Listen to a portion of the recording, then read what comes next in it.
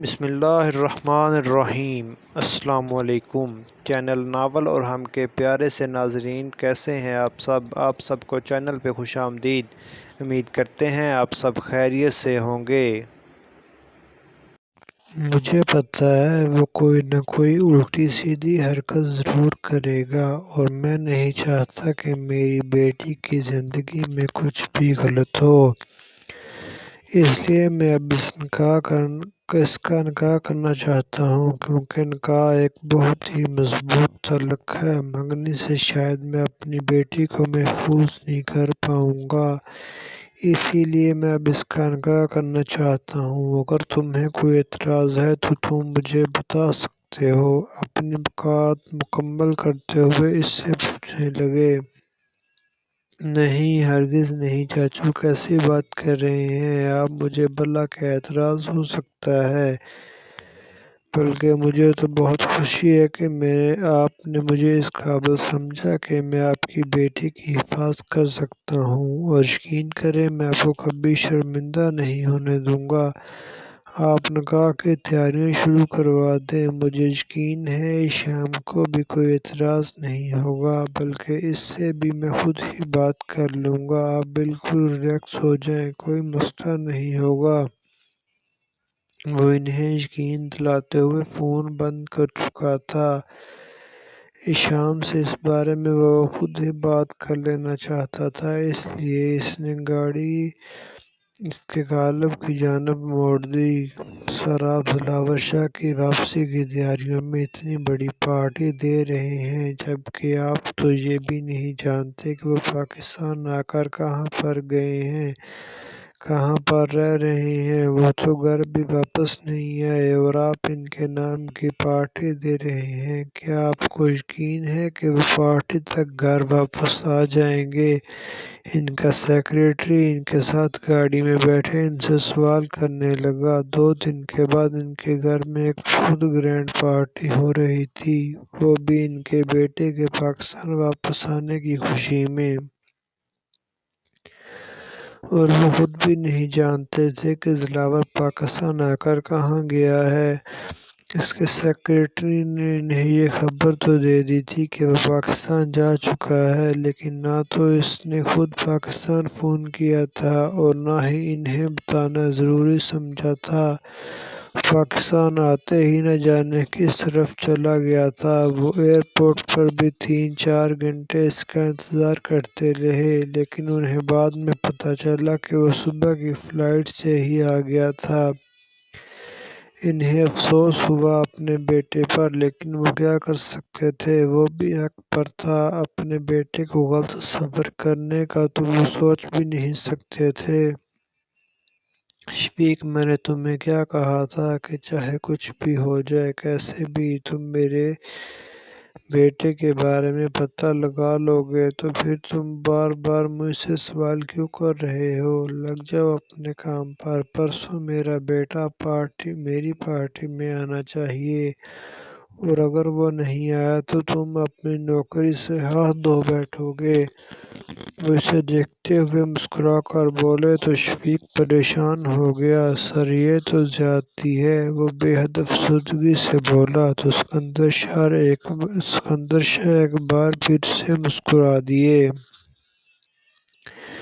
شفیق، تم اپنی نوکری بس ایک ہی طرح سے بچا سکتے ہو کہ اگر تم پرسوں میری بیٹی کو گھر لے آؤ، ورنہ اچھا نہیں ہوگا۔ تمہارے ساتھ یاد رکھنا، تم ایک بہت اچھے اور قابل ورکر ہو۔ میں تمہیں نوکری سے ہرگز نہیں نکالنا چاہتا، لیکن مجھے میرے بیٹے کو دیکھنا ہے، اور اس کے لیے تم جو بھی کر سکتے ہو تمہیں کرنا ہوگا۔ وہ اس کی اداس شکل کو نظر انداز کرتے ہوئے بولے تو شفیق فوراً ہی اپنے موبائل پر اپنی ٹیم کو فون کر چکا تھا۔ 100 لوگوں کی بڑی ٹیم کو اس نے صرف اور صرف دلاور شاہ کو ڈھونڈنے لگا دیا تھا۔ اتنی جلدی نکاح؟ میرے خیال میں ہم جلد بازی سے کام لے رہے ہیں۔ میرا نہیں خیال کہ اتنی جلدی نکاح کی رسم ادا کرنی چاہیے۔ جہانگیر بھائی بھی ابھی شام پڑھائی کر رہی ہے، اس کی پڑھائی پر برا اثر پڑے گا۔ ٹھیک ہے، ہم جلد ہی نکاح کا سوچ رہے تھے، لیکن یوں منگنی سے اچانک نکاح پر چلے جانا کوئی چھوٹی سی بات تو نہیں ہے، اور میرا خیال میں ابھی شام بھی اس کے لیے تیار نہیں ہوگی۔ آسیہ بیگم کو تھوڑی دیر پہلے ہی پتہ چلا تھا کہ جہانگیر صاحب شام کی سالگرہ والے دن اس کی منگنی نہیں بلکہ نکاح کی رسم ادا کرنا چاہتے ہیں۔ مجھے بھی ایسا لگ رہا تھا، لیکن میں اپنی بیٹی کی زندگی پر کسی طرح کا کوئی رسک نہیں لے سکتا، اسی لیے میں نے یہ فیصلہ کیا ہے۔ میں سمجھ سکتا ہوں کہ یہ فیصلہ میں کافی جلد بازی میں کر رہا ہوں، لیکن میں صرف فی الحال نکاح کی بات کر رہا ہوں، رخصتی کی نہیں۔ رخصتی 2 سال بعد ہی ہوگی۔ میں صرف اپنی بیٹی کو محفوظ کر دینا چاہتا ہوں۔ میں جانتا ہوں وہ واپس پاکستان کس نیت سے آیا ہے، میں اسے اس کے مقصد میں بھی کامیاب نہیں ہونے دوں گا، اور میں نے یہ فیصلہ بہت سوچ سمجھ کر کیا ہے۔ مجھے یقین ہے کہ آپ میرا ساتھ دیں گی۔ میں آپ کے ساتھ ہوں جہانگیر بھائی، آپ جیسا کہیں وہ صحیح ہے۔ میں شام کو اپنے گھر کی بہو بنانا چاہتی ہوں، بے شک آج بنے یا کل۔ میں تو اسی بات کو لے کر بے حد خوش ہوں کہ آپ نے مجھے اپنی بیٹی دی ہے۔ باقی ایسے کمظرف لوگوں کو اللہ پوچھے گا۔ آپ پریشان مت ہوں، اس مسئلے کا حل جلدی ہی نکل آئے گا، اور انشاءاللہ سب ٹھیک ہو جائے گا۔ میں ابھی جا کر شام سے اس بارے میں بات کرتی ہوں۔ اسجد خود بات کرنا چاہتا تھا، لیکن میں نے اسے منع کر دیا۔ مجھے ٹھیک نہیں لگ رہا تھا اس کا بات کرنا، اسی لیے میں نے سوچا میں خود ہی شام سے رام و سکون سے اس بارے میں بات کروں۔ ٹھیک ہے بھابھی، جیسا آپ بہتر سمجھیں۔ میں نکاح کی تیاری شروع کرتا ہوں۔ وہ ان کے قریب سے اٹھتے ہوئے باہر چلے گئے، جبکہ آسیہ بیگم شام کے کمرے کی جانب چلی گئی تاکہ اسے اس کے نکاح کی خبر دے سکیں۔ ارے آئیں نا بڑی امی، آپ وہاں کیوں کھڑی ہیں؟ آپ کو پتہ ہے کہ میری سالگرہ پر میری فرینڈ بھی آنے والی ہے، بابا نے انہیں بھی انوائٹ کیا ہے۔ میں نے کسی کو نہیں بتایا کہ پرسوں میری سالگرہ پر میری منگنی ہونے والی ہے، یہ تو ان کے لیے ایک سرپرائز ہو جائے گا، سب شاکڈ ہو جائیں گے۔ وہ بہت خوشی سے انہیں اپنی بات بتا رہی تھی جب آسیہ بیگم نے آہستہ سے اس کے گال چومتے ہوئے اس کا ہاتھ تھام کر اسے بیڈ پر بٹھایا۔ بیٹا میری ایک اور بات یاد رکھنا، تمہارے بابا تم سے بے حد محبت کرتے ہیں۔ انہوں نے فیصلہ کیا ہے کہ پرسوں تمہاری منگنی نہیں بلکہ نکاح ہوگا۔ میں جانتی ہوں ان کے فیصلے کی طرح تمہیں اس فیصلے پر بھی کوئی اعتراض نہیں ہوگا، لیکن میں پھر بھی چاہتی ہوں کہ خود تمہیں اس بارے میں آ کر بتاؤں، اور تم اپنے آپ کو ان سب کے لیے تیار کر لو۔ اب تمہاری منگنی نہیں بلکہ اسجد کے ساتھ نکاح ہوگا۔ ویسے منگنی اور نکاح میں بہت بڑا فرق ہے، ایک جائز رشتہ ہے اور دوسرے رشتوں میں شامل نہیں کیا جاتا۔ اس لیے ہم چاہتے ہیں کہ ہم ایک ہی بار مضبوط اور جائز رشتہ بنائیں۔ تمہیں اس پر کوئی اعتراض تو نہیں؟ وہ اس کا ہاتھ تھامتے ہوئے اس سے سوال کر رہی تھی، جس پر اس نے فوراً نعم میں سر ہلایا۔ مجھے کیا اعتراض ہوگا؟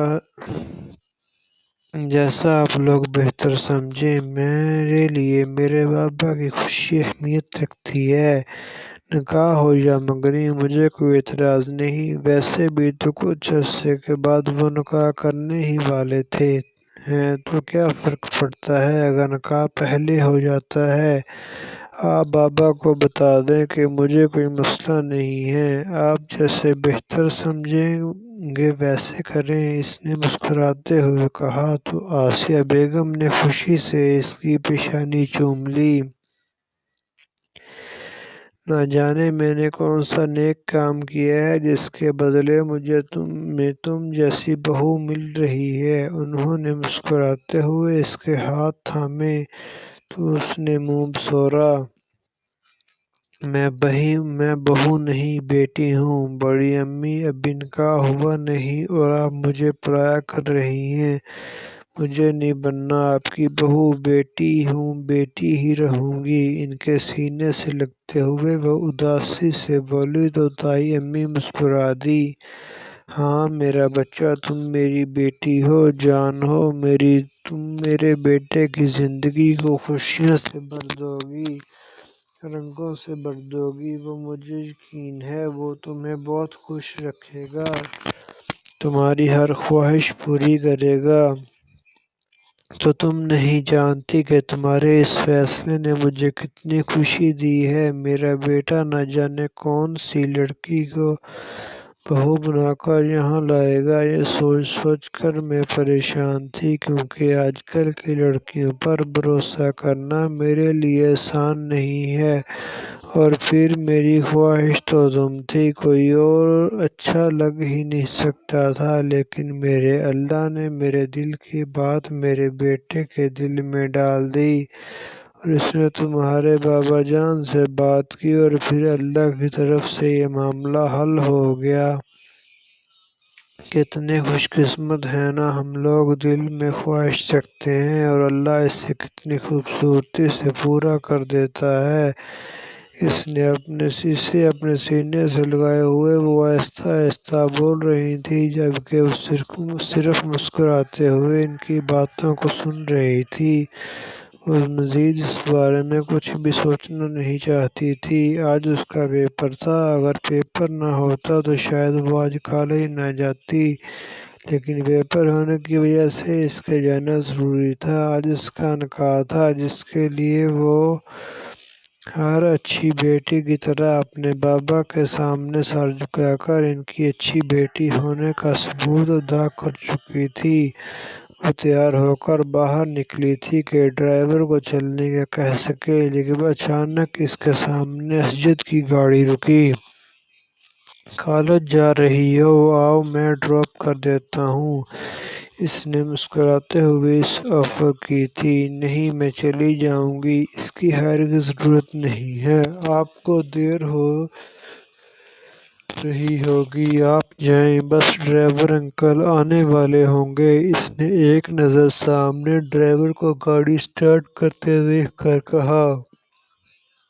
آج کے لیے مجھے ہی اپنا ڈرائیور سمجھو، اور ویسے بھی اب تو ساری زندگی کے لیے ڈیوٹی نبھانے والا ہوں، تو میرا نہیں خیال کہ تمہیں انکار کرنا چاہیے۔ اسجد نے مسکراتے ہوئے کہا تو وہ بھی مسکرا کر گاڑی کی دوسری طرف آ گئی تاکہ اسجد کے ساتھ کالج کے لیے نکل سکے، لیکن تیزی سے بابا کو باہر نکلتے دیکھ کر وہیں رک گئی تھی۔ وہ بھی اسے دیکھ چکے تھے، اسی لیے آگے بڑھنے کی بجائے اسی کی طرف آ گئے۔ اسجد، شام کو کالج ڈراپ کرنے کے بعد میرے پاس آنا، مجھے تم سے کچھ ضروری بات کرنی ہے، اور لسٹ میں کچھ اور لوگوں کا نام ایڈ کرنا ہے جنہیں کل نکاح پر بلانا ہے۔ وہ اسے مخاطب کیے بنا اسجد سے بولے، جس پر وہ ہاں میں سر ہلا گیا، جبکہ شام جو یہ سوچ رہی تھی کہ شاید انہیں غصہ آئے گا، ناراض ہوں گے اسجد کے ساتھ جانے پر، وہ انہیں اتنا نارمل دیکھ کر جلدی سے گاڑی میں آ بیٹھی۔ شکر ہے، مجھے تو لگا تھا کہ بابا جان غصہ ہوں گے، ڈانٹیں گے، لیکن انہوں نے تو کچھ بھی نہیں کہا۔ اس نے خوشی سے اسجد کو بتایا تو وہ بھی مسکرا دیا۔ تمہیں ایسا کیوں لگا کہ وہ تمہیں ڈانٹیں گے یا تم پر غصہ ہوں گے؟ وہ گاڑی اسٹارٹ کرتے ہوئے اس سے پوچھنے لگا۔ وہ اس طرح سے میں کبھی کسی کے ساتھ گئی نہیں نا، اور بابا منع بھی کرتے ہیں کہ ڈرائیور کے علاوہ کسی کے ساتھ بھی باہر مت جاؤ۔ آپ کا کبھی نام تو نہیں لیا، لیکن آپ ڈرائیور تھوڑی ہیں، اور پھر کل ہمارا نکاح بھی ہونے والا ہے۔ تو بڑی امی کہہ رہی تھی کہ ہمارا یوں ایک ساتھ آنا جانا لوگوں کی نظروں میں آئے گا تو لوگ باتیں بنائیں گے۔ اس نے سر جھکاتے ہوئے اسے پوری بات بتائی تو اسجد مسکرا دیا۔ ارے کچھ نہیں ہوتا یار، نکاح کا مطلب ہوتا ہے پاکیزہ بندھن، اور اس میں بندھنے کے بعد ایسا کوئی سوال اٹھایا ہی نہیں جا سکتا۔ ہاں لیکن اگر وہ نکاح سے پہلے کے بارے میں بات کر رہی تھی تو پھر ایک حساب سے وہ ٹھیک بھی ہیں، لیکن اب کیا ہو سکتا ہے؟ اب تو تم گاڑی میں آ چکی ہو، میں گاڑی سٹارٹ کر چکا ہوں، گاڑی گھر سے نکل چکی ہے، اب یہ گاڑی کالج کے دروازے پر ہی جا کر رکے گی۔ اسجد نے مسکراتے ہوئے اس انداز میں کہا کہ ایشان بھی مسکرا دی۔ جی ہاں، میں اب کچھ نہیں ہو سکتا، اسی لیے جلدی گاڑی چلائیں کیونکہ میں لیٹ ہو رہی ہوں۔ وہ اسے وقت کا احساس دلاتے ہوئے بولی تو اسجد ہاں میں سر ہلاتا گاڑی کی سپیڈ بڑھا چکا تھا۔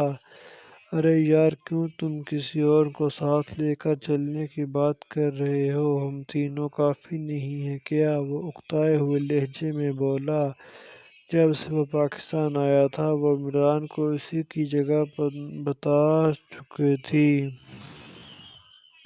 عمران کا روز کا ہی آنا جانا تھا، جس کے ساتھ عمران اپنے دو تین دوستوں کو بھی شامل کر لیا تھا۔ اس کا ایک دوست کالج میں پروفیسر تھا، جس نے پلان بنایا تھا کہ آج وہ تینوں ایک ساتھ کوئی فلم دیکھنے جائیں گے۔ اسے بالکل بھی انٹرسٹ نہیں تھا، لیکن وارث کے بار بار کہنے پر اسے ماننا پڑا، اور پھر عمران بھی تو وہاں جانا چاہتا تھا، اسی لیے وہ اس کے ساتھ اس وقت اسے لینے کے لیے کالج آیا ہوا تھا۔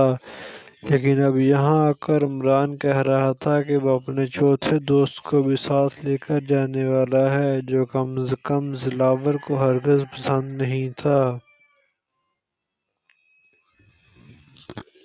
آج تک کے لیے اتنا ہی، ملتے ہیں کل ایک نیو ایپیسوڈ کے ساتھ۔ ویڈیو اچھی لگی ہو تو ویڈیو کو لائک، شیئر اور سبسکرائب ضرور کیجیے گا، اپنے دوستوں سے شیئر کرنا مت بھولیے گا، اور ہماری ٹیم کو اپنی دعاؤں میں یاد رکھیے گا۔